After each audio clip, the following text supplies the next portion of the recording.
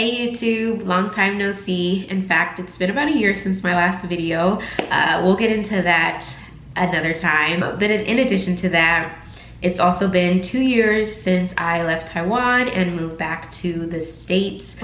I think with it being 2 years since I left Taiwan, I've naturally been reflecting kind of just how far I've come, but also looking ahead and trying to figure out what that may look like. So that's really what inspired today's video. So we will be talking about life in the US after living abroad. And before we jump into the video, I do think it's important to disclaim that I'm in no way, shape, or form trying to bash America. I am simply comparing my experience living in the States after exploring and living in another country. My husband and I definitely tried to prepare as best we could for the transition. So we set aside some money just to have some cushion for the transition. But I think overall, we both kind of underestimated what the process of starting over in America really looks like. As far as a job goes, you know, I wasn't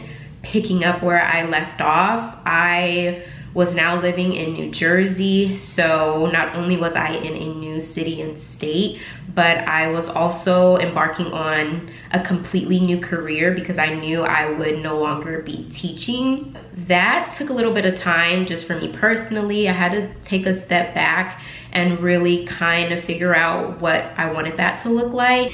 And once I felt like I had determined that for myself and I was ready to find opportunities that aligned with that, I then had to make sense of my experience and my resume so that it translated to recruiters and companies I was interested in so that it made sense across the board. So I'm actually gonna pause and save that topic for another day, but that was definitely one of the biggest challenges we were faced with as soon as we came back. And then in addition to that, just starting over in general, I think America doesn't necessarily make it easy. You know, for us, we needed a place to live, we needed transportation, we needed a phone, you know, we had to start over completely. And so that left us with a lot of upfront costs. And I think that's important to note for anyone who's looking to move to the States. You need a nice chunk of change if you are looking to get started in America. A lot of things like an apartment or a car require a down payment, which, you know, is a lot of cash that you have to give up front. The process of getting approved for these things are also not necessarily a walk in the park in terms of your previous renter history, your credit checks, and your down deposit, which is going to be a couple $1,000s each. And you kind of have to be prepared for things to not go your way, or you have to be prepared for those hidden fees that you may have not been aware of or prepared for prior to your move. The process was so much faster when I moved to Taiwan versus getting started in America. I didn't even have an apartment, and within a day I was moving into an apartment. I stayed 2 nights in a hotel. I found an apartment on Facebook. I had a quick conversation with the landlords. I paid a deposit, but it was nothing compared to what I pay in America. The cost of living between America and Taiwan is incomparable. And that's really all I have to say about that.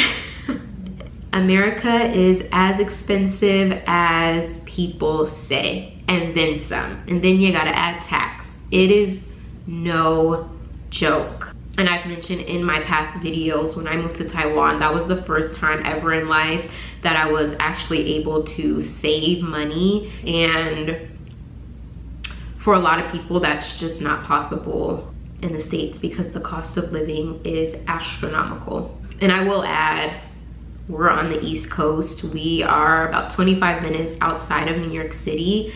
So even just within America, where we live, the cost of living is a bit higher than other parts of the country. So I I say all that to say it's expensive. That leads me to the quality of life. I think I've mentioned it in almost every single video I've ever made about living in Taiwan, how appreciative I was for the quality of life that it afforded me. As a teacher in Taiwan, you know, I got a lot of holidays off as well as just vacation time throughout the school year. And because I had those savings that I was mentioning, you know, that gave me the ability to travel. It gave me the ability to pick up hobbies, you know, and a lot of careers, a lot of positions don't leave for a healthy work-life balance that I feel like I had in Taiwan. Well, this is the case for most jobs. Outside of being a teacher, you're gonna work year-round. You do get your vacation time, your sick time, as well as the holidays. But again, just with that culture of hustle, hustle, hustle, work, work, work, even when you have time off, one, you have to consider if you can even afford to do things like traveling or picking up hobbies. But even outside of your finances, a lot of times you are just so burnt out and tired, whether it be mentally or physically, that you don't have room to enjoy your time off. And I'm definitely trying to put myself in positions where I can have that balance. I also wanted to point out the cultural differences that I've experienced now that I have lived in another country. I'd say just our culture in general in America is very like individualistic. People really are only looking out for themselves and then their family. You know, you really don't get a lot of support or empathy from strangers. And again, the cost of living, the quality of life all plays a part in that. A lot of people are genuinely just trying to survive. So that sticks out to me a lot because in Taiwan, they really prioritize family. You know, they're very empathetic to one another. I've mentioned this in past videos, but Taiwan is known for how safe it is. Even if you are meeting a stranger, like people just move with so much more care and empathy. And that is something that I believe will stay with me for the rest of my life. Also, our values as a society, I think in America, because it is so expensive to just exist, you know, everyone is really caught up in success, in wealth, in money. Like that is what matters here. You know, we kind of place a lot of our value in those milestones that we hit. You know, by this age, you should have graduated college. By this age, you should be married. By this age, you should have a family. By this age, you should, you know, have a house. Like that's where we place a lot of our value, is in like tangible things. So materialism is really big, consumerism is really big. Whereas again in Taiwan, they place a lot of values in their community and their family. They have a lot of traditions that are still being practiced and passed down. I know I took note of how common it is for grandparents to still live in the home with their grandchildren. You know, a lot of my students in Taiwan lived with their grandparents, which I thought was incredible. I feel like that can provide so much clarity and just a strong foundation for a young person as they are trying to figure the world out and figure out who they are.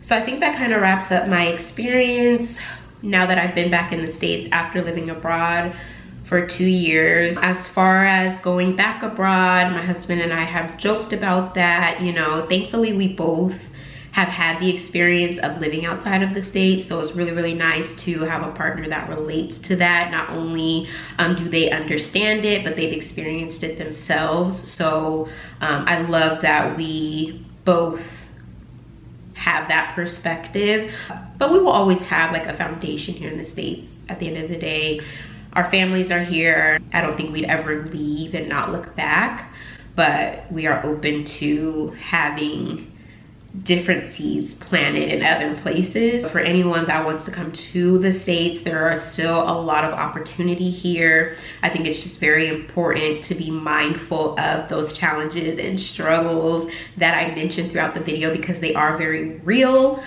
So just plan as best as you can and be as prepared as you possibly can be. That's it for today. Thank you so much for tuning in, and I will see you guys in my next video.